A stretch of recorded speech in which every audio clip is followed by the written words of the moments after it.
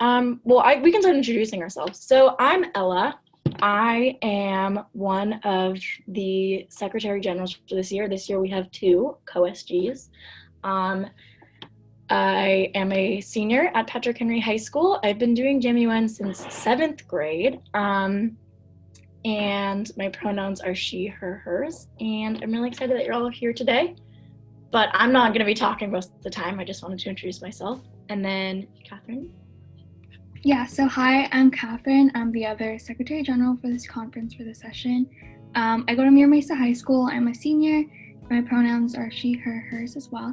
And I'm so excited for this first crisis webinar. We have one of our ASGs here today. We have three, but Caroline's here. Hi guys, my name is Caroline. I am a junior at Point Loma High School, and I'm one of the ASGs for this year. This is my 6th year of doing JMUN and Model UN. My pronouns are she, they, them. I'm the ASG for Crisis this year, so you are always welcome to reach out to any of your crisis chairs or crisis directors with any questions, but you're also welcome to reach out to me as well. Awesome. So, and now the actual people who matter, the teachers. We have Paul, Ben, and Sierra here today, so one of you guys want to get started and introduce yourself? I'm Paul. I'm a senior at Patrick Henry. I'm the assistant director, and my pronouns are he, him.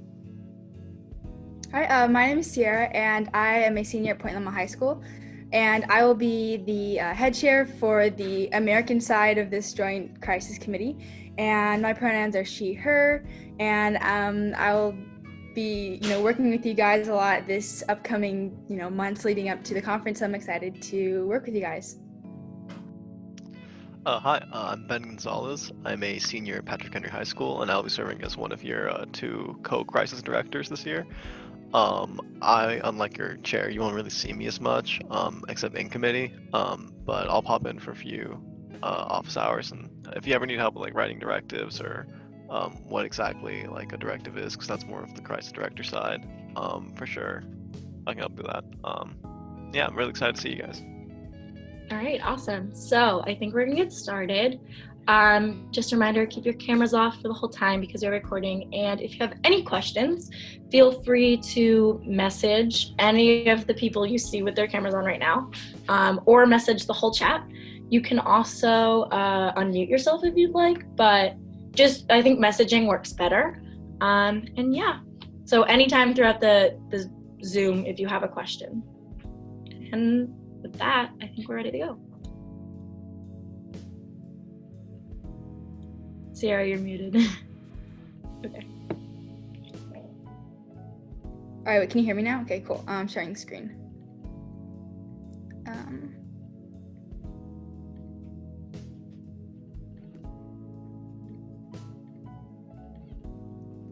Okay, wait, can you guys see this? Yeah.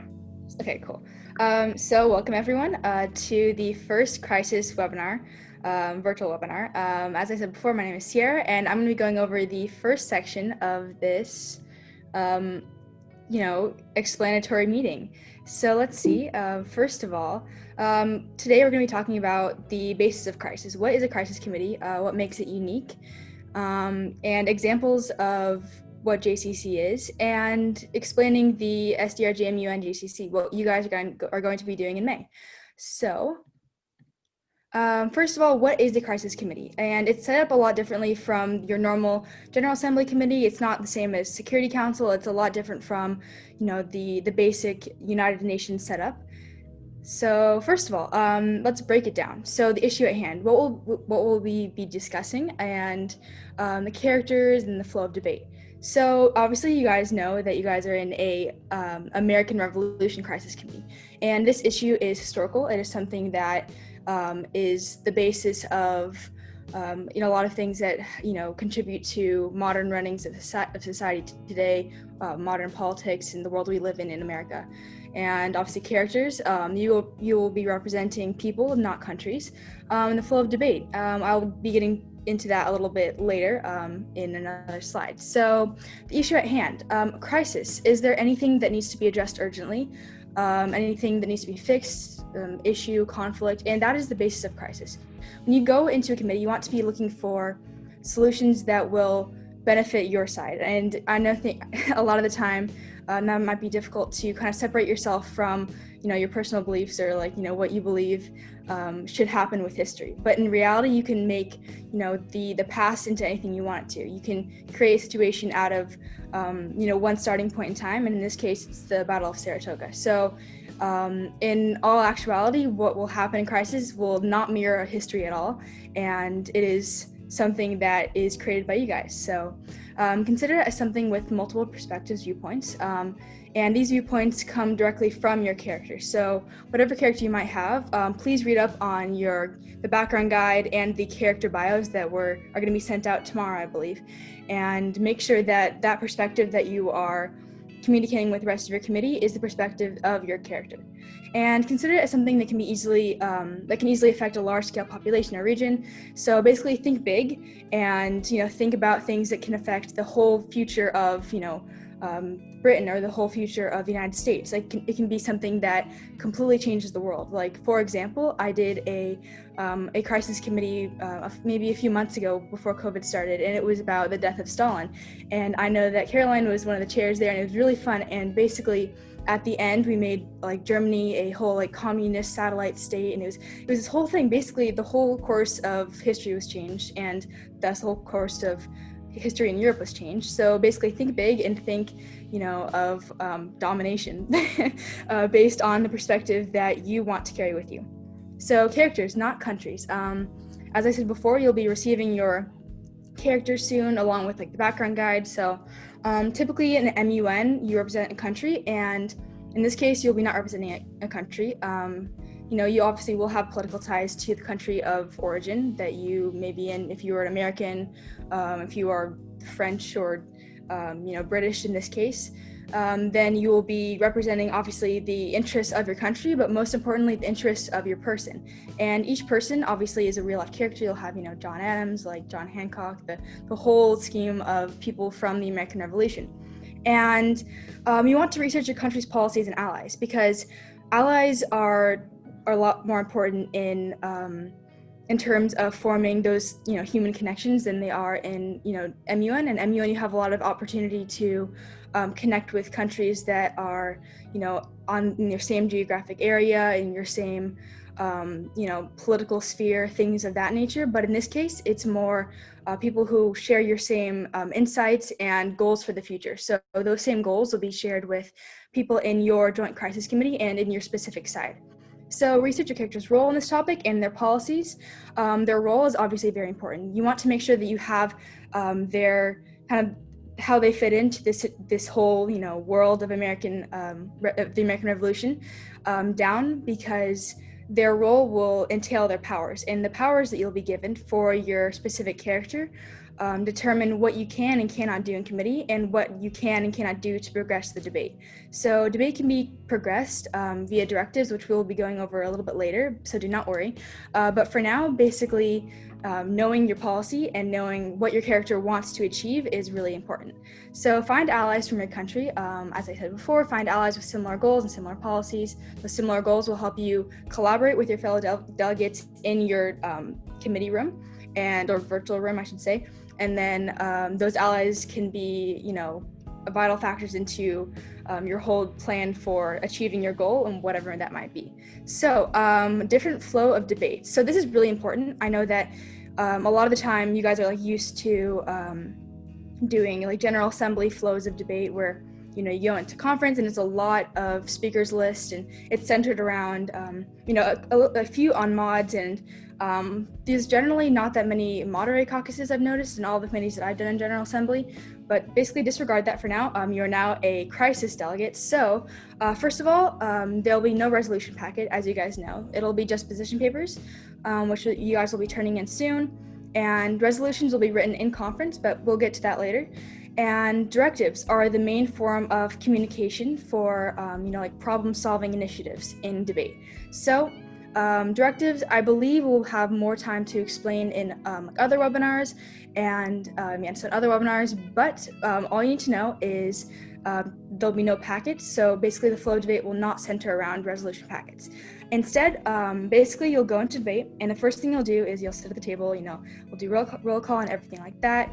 And generally, I've noticed that round robins are very common. The chair always smiles upon a round robin to start out debate. I don't know, it's crisis tradition. A lot of the time people go around, and a round robin is where each person speaks for a certain amount of time, and you go around the room and every person stands up one after the other and says their position on the topic. And this is a really good way to introduce your perspective and your goals for the American Revolution. It allows you to get connected to the allies in the room that you already know of if you read everyone's character bios, and kind of get that the ball rolling for who you can talk to and who you can communicate with for your problem solving plans that you'll eventually carry out. So there's less of use of the speakers list. It'll still be there, but in general, a lot of the times people are so focused on moving debate forward past what you initially come with into debate, that it's always there for the time in between unmod and moderated caucuses, but in general it's not used as much as it is in General Assembly. And speeches are given at any time, and they're extremely common. So basically the debate will be moderated caucuses, and a moderated caucus is a very structured way of centering debate, in which there's a certain amount of minutes that are carried out for speech giving, and there's a certain amount of time for speeches. So for example, someone could call for, can motion for a 10-minute moderated caucus, and with a speaking time of 1 minute. So thus there'd be 10 speakers, and then one of the staffers would write down all of the names that people would bring up if they want to be called on. And thus the debate is very fast-paced, and a lot of people, talk very spontaneously. They talk on their feet, and they build off of what other people say. So say the first person brings up something regarding a very specific issue about maybe a directive that was just passed or things of that nature, then the next person will build off of that subsequently. And a lot of the time, these unmoderated caucuses will be very dynamic, as I said, and they'll be focused on not the general principle of the American Revolution, but the very specific details that you guys will be figuring out in debate. So those details could be, things that are related to conquering a specific piece of territory, or, kind of understanding a specific economic transaction, things like that, very specific, and again, very something that does connect to obviously the broader picture, but that's not just generally, what can we do? It's more what can we do in this specific instance. All right, so communicate with the other side of the committee, and we'll be going into directives later and into communication a little bit later, but basically you can communicate, and you're encouraged to communicate with your other side of the Joint Crisis Committee. And this means sending notes or letters to the other side. I know in previous cases there's been traitors that have been switching sides in a JCC. It's very common, and it's very interesting when someone suddenly decides to take it upon themselves to create their own path in history and become a traitor or an ally of a different side that they believe would enhance their position better. So keep that in mind.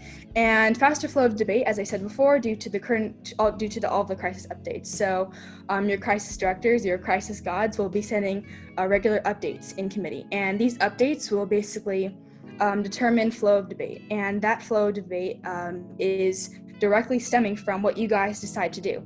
So if you decide to send a directive that will mobilize thousands of troops into a specific country or specific state, then the crisis directors will receive that, and if that directive is passed, eventually the whole picture will come together, and they will create new scenarios that will incorporate scenarios that you guys devise yourselves into this whole picture of a new version of history. And that new version of history is in the form of crisis updates. So keep in mind that it is very dynamic, and it is something that is not necessarily completely set in stone. It's not set in stone at all. And you basically, the research that you do beforehand is to aid you in problem solving, and it's not to aid you in, factual analyses of the situation, because those facts are most likely not going to be true once the debate starts, and they'll be facts that you create yourselves. So next, I think Ben is going on this next part. So number 2, take it away, Ben. Oh, if you have any Paul. questions, Yeah. put them in the chat, by the way.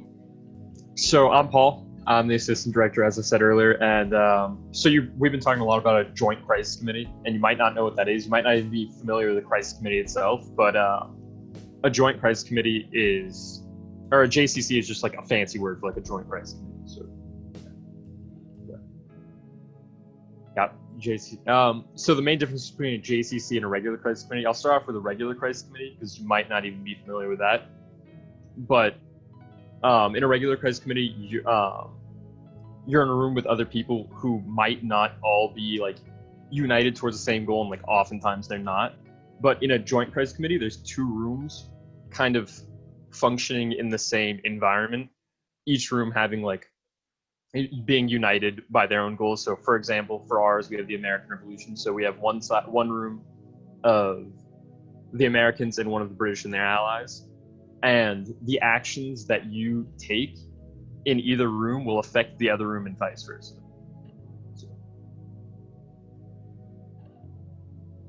And then we have some examples of a joint crisis committee just to like help you guys out.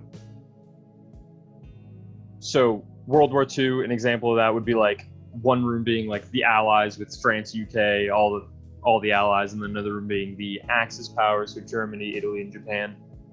And yeah, the actions they would take. So like say the Allies decided to storm the beaches of Normandy, then the Axis committee would have to respond to that.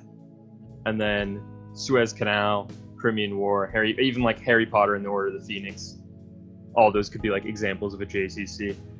And remember that even though you're in a JCC and you guys are like kind of united around a common goal, you still want to like push your own personal agenda and try and advance your own agenda. And like Sierra said earlier, if it's in your character's interest and it's like plausible that they might do that, you could even switch sides, like betray your own side at some point if that's like in your character's interest and it's plausible.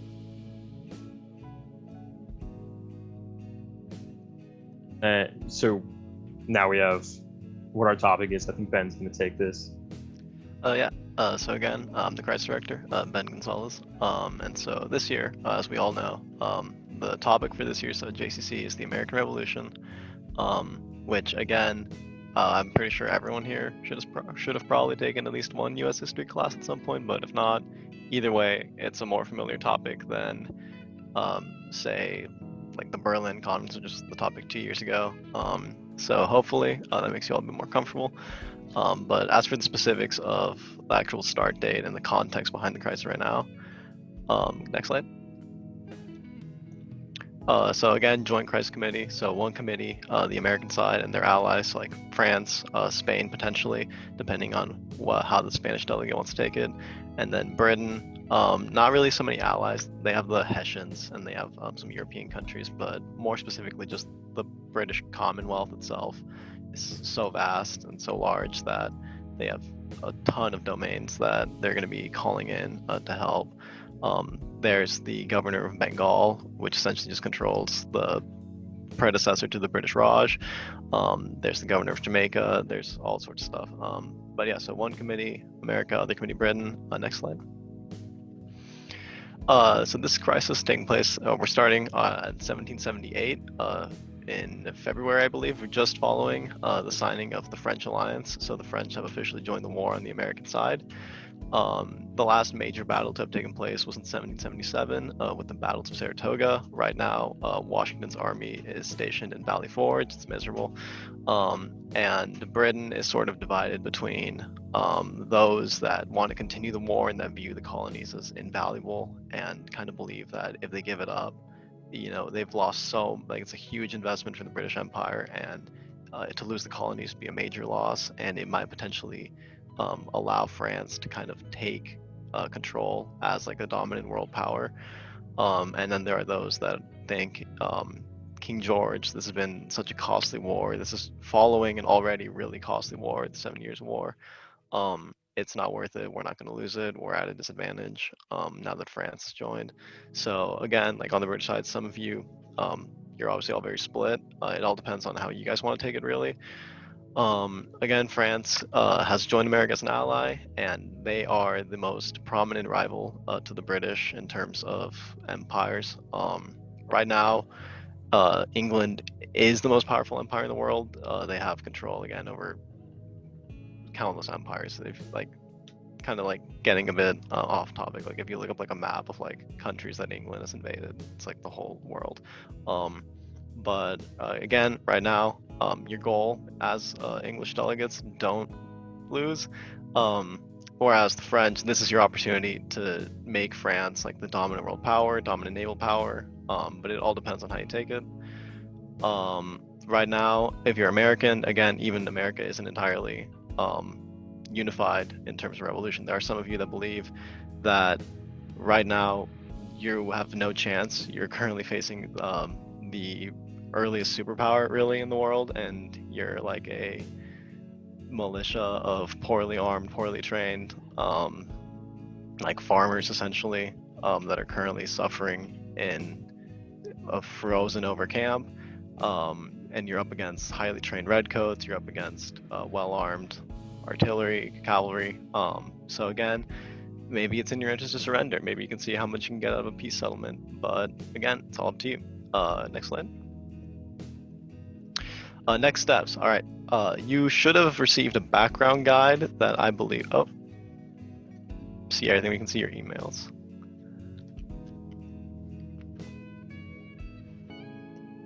All right. Sorry, I'm trying to close it. I don't know. It's cool. Don't read Sierra's emails. It's fine. I don't know why it does that. Okay. I think you have to escape out of both of them and then just read. I did it. Okay. Yeah, there we go. Okay.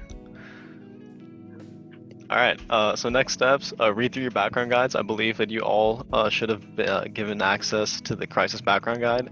That contains a lot of really useful information. I know that usually in General Assembly committees, like it consists of like relevant background. This year it has like case studies. But crisis background guides, yours is especially useful this year because I think this is the first time that we offer not just like historical context and like important key terms and questions to consider, but your characters. Normally it's up to like the delegates to research your characters individually, and some of them are really obscure and they don't really tell you anything.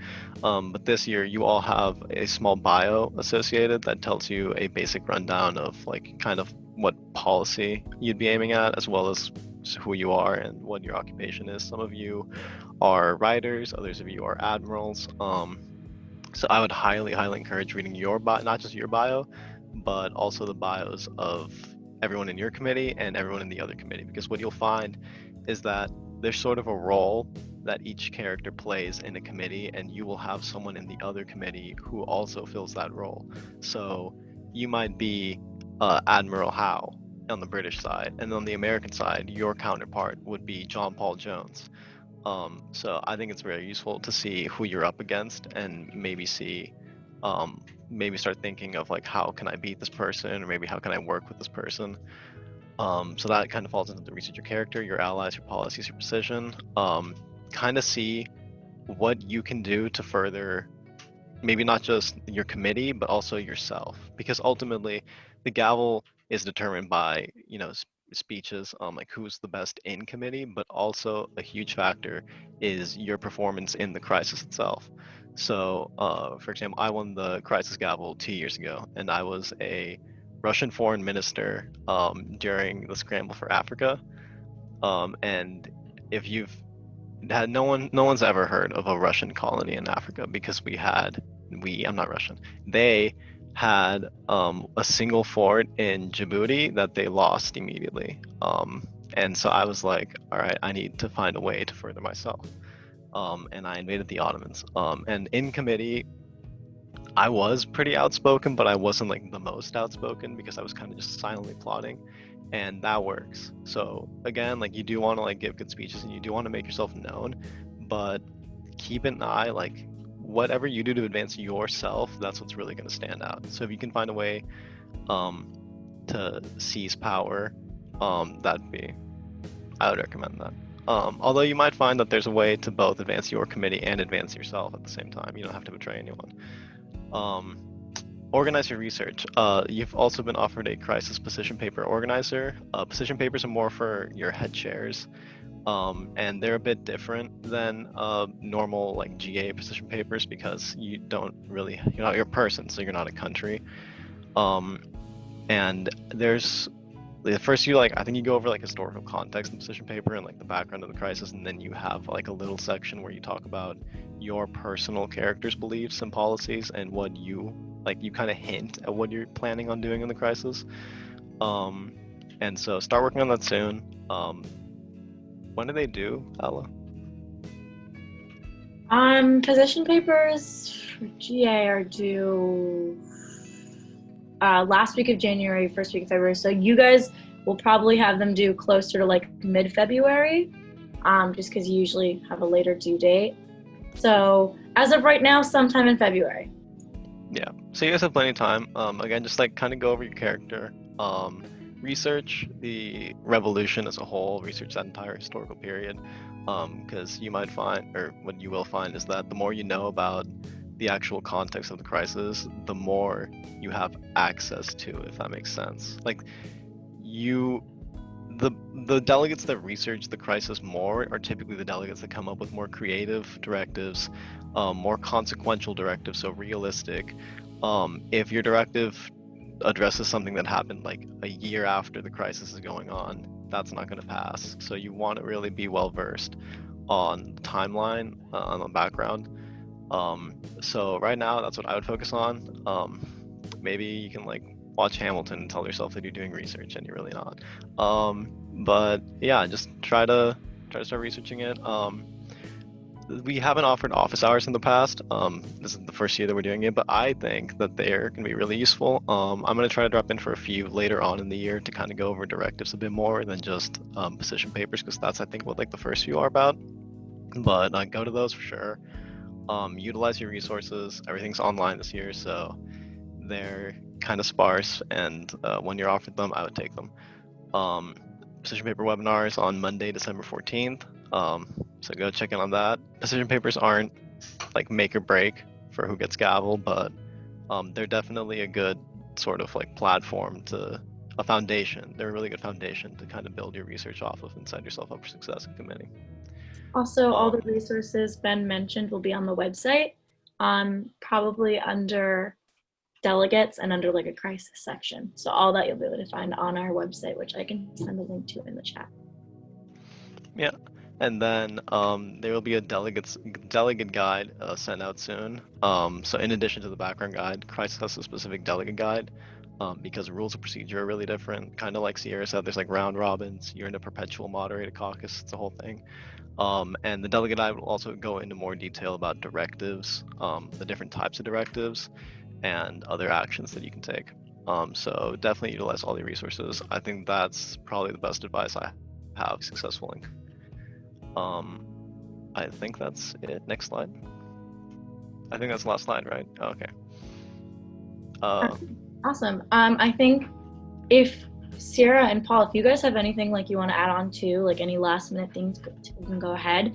And then if you guys have any questions, you can take this time to kind of type them in the chat. And while they're like adding their last remarks and stuff and adding some more information, they'll take a second to answer your questions.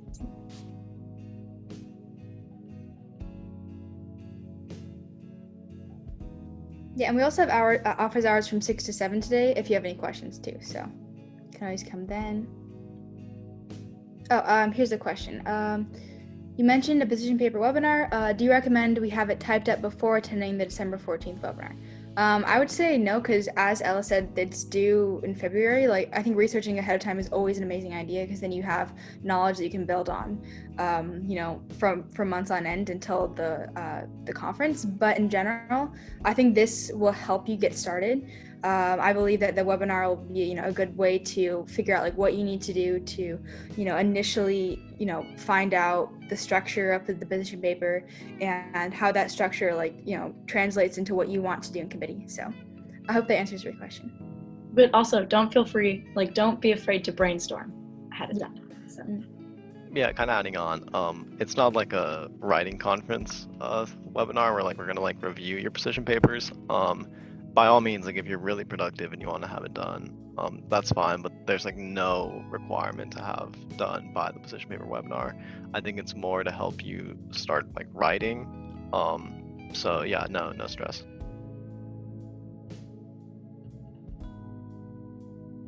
All right, I have a question. Yeah, go ahead. I was wondering, hypothetically, not saying we might follow through, but could we set up a potential outcome beforehand with a few other people and then try to get that to happen?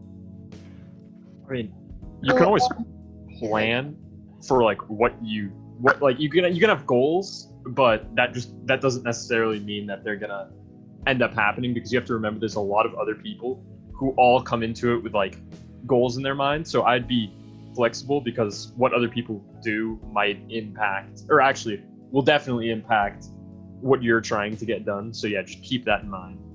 Yeah, and another Right. thing is, even if you do you won't know your powers until the day of the conference, and your powers greatly impact what you can and cannot do in committee. So say you get your powers and you do not have any military influence whatsoever, that might impact the plan that you would have beforehand, theoretically. So I wouldn't stress about doing a plan ahead of time too much, and especially since the powers do influence the outcome, and what the other committee does also influences the outcome, like the other side. And a lot of the time, the directives that you do send in, not a lot of the time, but sometimes the directives are not passed. I know when I've done JCC and just crisis in the past, a lot of the time I'll be like, I want to do this and this, and I'll be like really detailed, and they'll be like, sorry, your directive did not pass. And I'm like, okay. So then a lot of the time that plan does not go through for one reason or the other, and a lot of the time it's pretty unpredictable. So yeah. I would recommend going into it, have just a general idea of the direction that you want to take your character. Not even like a specific outcome, but just like if you're like a writer, think like, okay, do I want to gain public influence, or do I want to like criticize like the government? Like, what do I want to do? If you're a general, it's like, okay, do I want to like what type of like action do I want to take? But like definitely I would not recommend having like a specific detailed plan coming in, because you'll probably find that within the first like 2 crisis updates, 1 crisis update, like it completely fell apart because everything changed.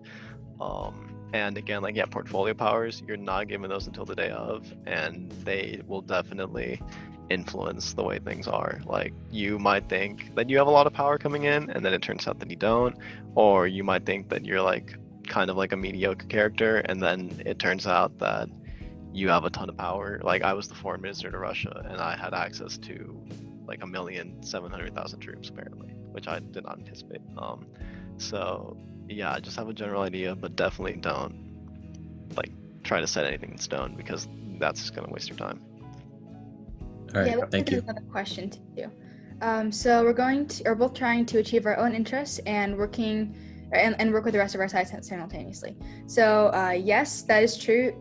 I think one of the main points in crisis is trying to achieve the personal interest factor, but that can only be done in collaboration with other delegates. So thus you have to work together to achieve your own goals, if that makes sense. So I guess the answer basically to your question is yes. So if anyone else has anything to add, that's what I'd say is the answer. I would recommend that definitely, like, at least like at the start, work with other delegates, because you'll find that joint directives and committee directives are a lot more powerful than individual directives.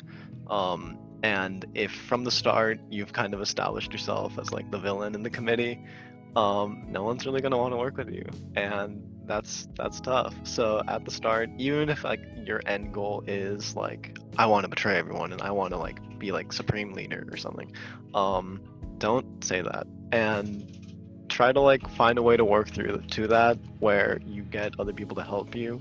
And then if you're at like a crucial moment where you can betray someone successfully, go for it. But you don't need to necessarily. You could just be like a really strong, like, heroic figure of the committee that like wins the war for your side, and you did so much that you won gavel for it.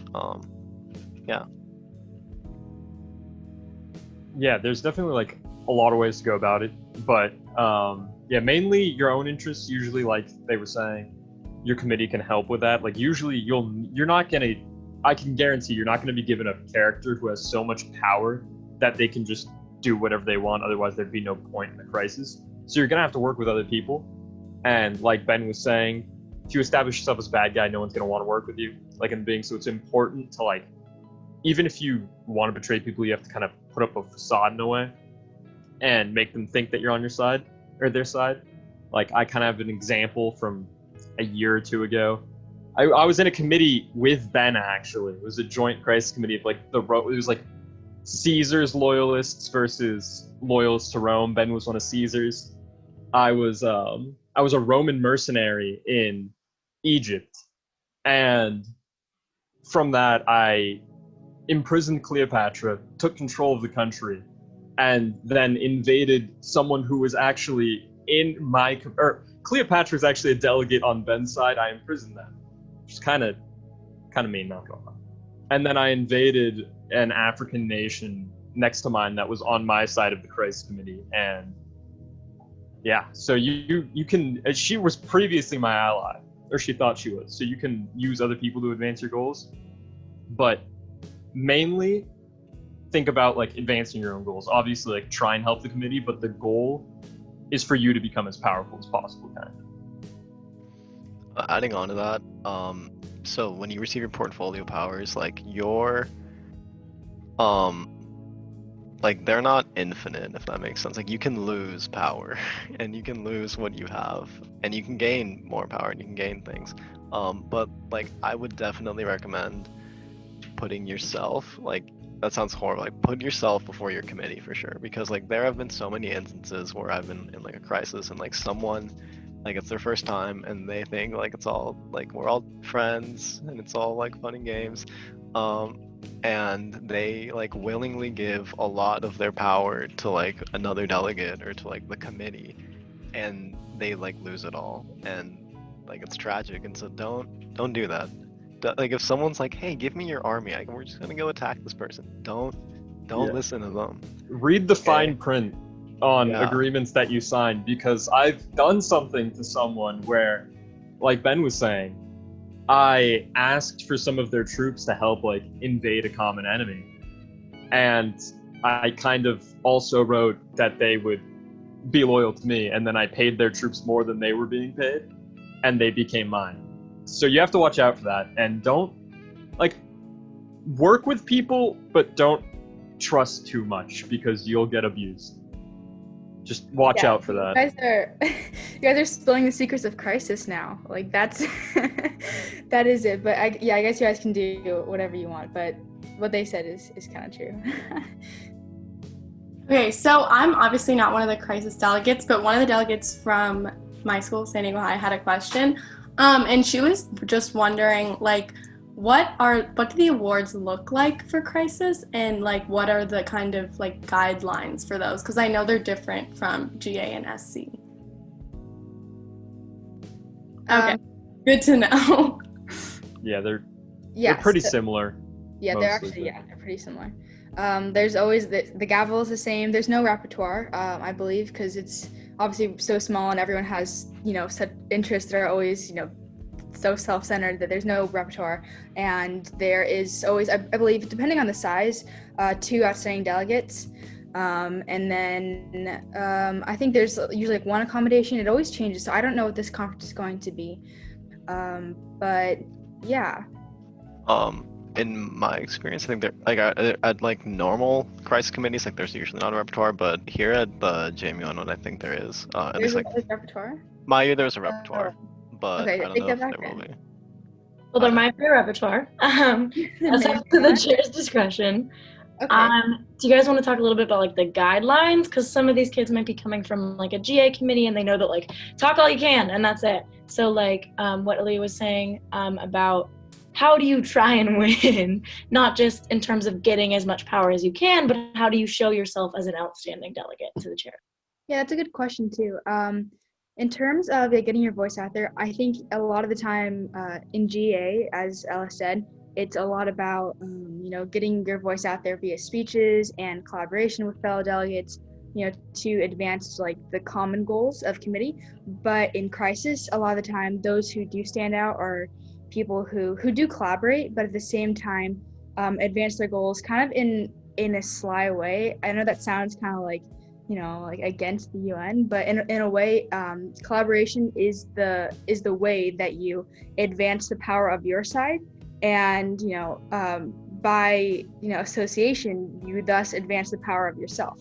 And I think the people who stand out and people who tend to win are those who do collaborate. And I think that going against your side is all fun and games, and it's all really good, but at the same time, it's not going to make you stand out as much as someone who does collaborate to advance their goals. And I think even if you eventually have the same power outcome, if someone who betrays the committee or someone who doesn't, I think that in my experience, people who stand out a lot, they do advance their own goals, but at the same time, it's considering everyone else in the committee, and it's considering their viewpoints too. So you want to make sure that the viewpoints of everyone else is kind of like aligned with what you want to do. You don't want to like go against the grain of the committee, and going against that grain too much will I think not make history flow as smoothly as it could.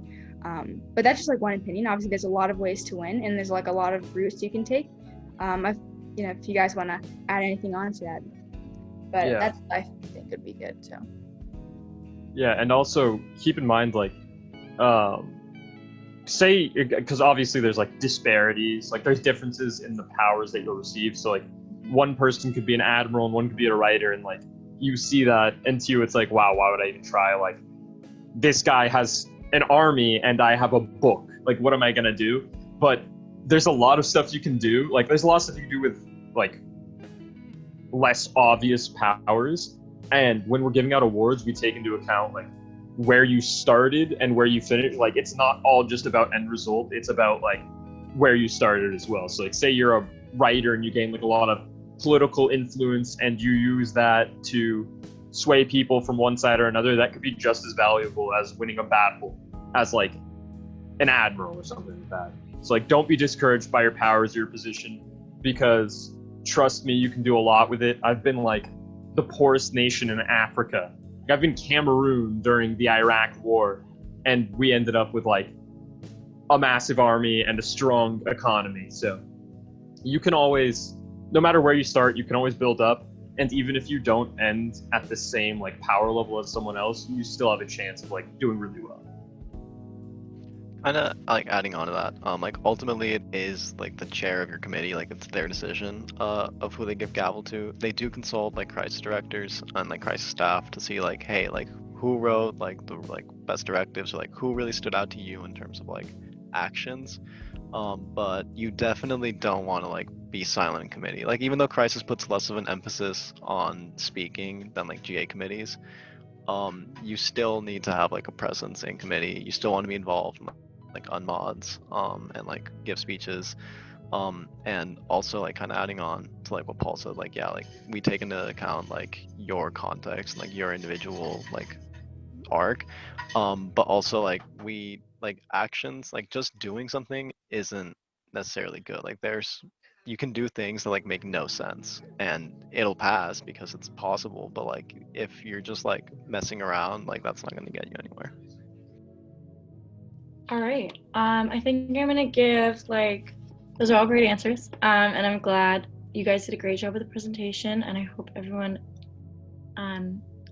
was able to learn from this. I'm gonna give like a last second for any questions, and then I think we're good to go. So any last minute questions?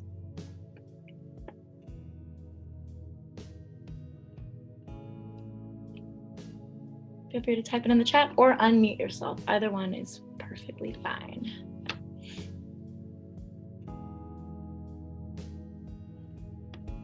I hope you guys enjoyed our first crisis webinar. I think it was pretty informative. I know a minuscule amount about crisis myself, just from like overhearing things and being forced to like write things for a committee I don't know much about, but I learned a lot, I'd say.